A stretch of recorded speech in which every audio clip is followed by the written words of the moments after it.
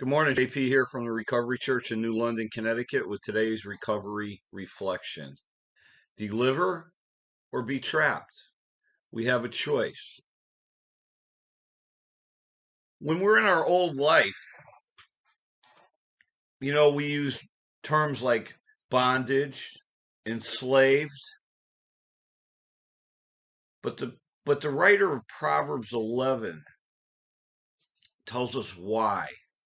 It's our evil desires. The Apostle Paul talked about it's not him, but it's sin that dwells in him in Romans chapter 7. We get trapped, but we don't have to be that way. I remember hearing this a long time ago. Move a muscle and change a thought. It's about getting out of where we're at. And the biggest piece of doing that is doing the next right thing. I heard that early on in recovery. Just to simplify it, righteousness is doing the next right thing. And I'm going to add something here, according to the will of God. See, when we're in the will of God, you know, we're going to go through things, but you know what? It doesn't last forever. Things happen. We can have a point in our life where we don't know what's going on, and sometimes we're not doing what's wrong. We're going through, maybe there's a test in our life. Maybe it's an opportunity for more growth in our life.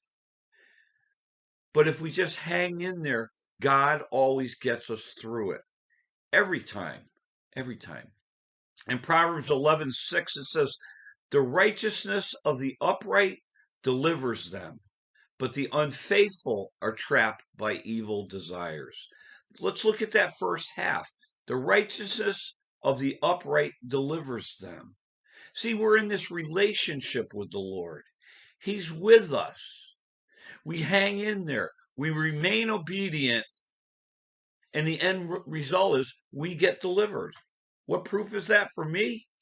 I've been delivered from drugs and alcohol a long time ago. Jesus set me free. I want to do things his way because his ways is a way of righteousness. But then it reminds me why I was enslaved in addiction for so many years. I was unfaithful, and the actions that went along with being unfaithful trapped me by my own evil desires. The battle's not flesh and blood, it's principalities and powers, but there's a battle between spirit and flesh that goes on within us. It can ensnare us. It traps us. And it's the desires that we have, when we start looking away from God. You ever been walking with Jesus in a righteous way? And then one thought got you away where you started hanging around less with people of the same faith as you. And all of a sudden you started to notice that your life started to come unwound a little bit. I believe that's when we're moving from our spirit man to our flesh man. You know, we we're human. We mess up at times, but God is faithful.